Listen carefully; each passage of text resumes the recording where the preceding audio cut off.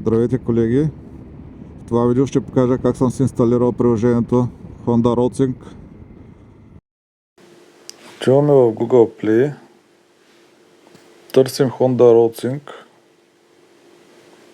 и тук ни изписва: това приложение не е на лице в Google Play в региона ви.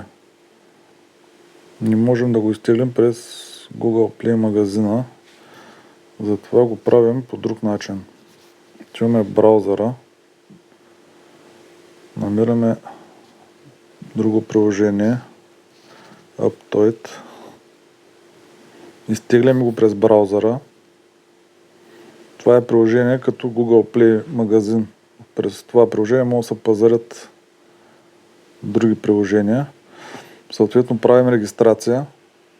Тук много е важно, когато се регистрираме, да отбележим, че се намираме в държава, която Honda RoadSync е позволено да се ползва.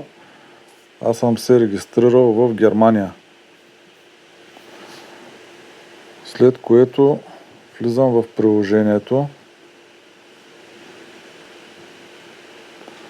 търся си Honda RoadSync, изтеглям си го и си го инсталирам на телефона.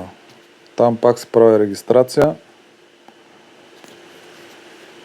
То ми дава опция там вече да се избира държави, в които може да се ползва.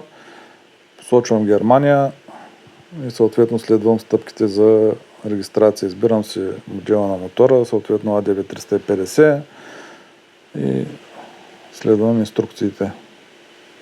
Ако това видео ви е било полезно, може да го харесате, или ако имате някакви въпроси, може да ми пишете в коментарите. Ако мога да бъда полезен, ще се радвам.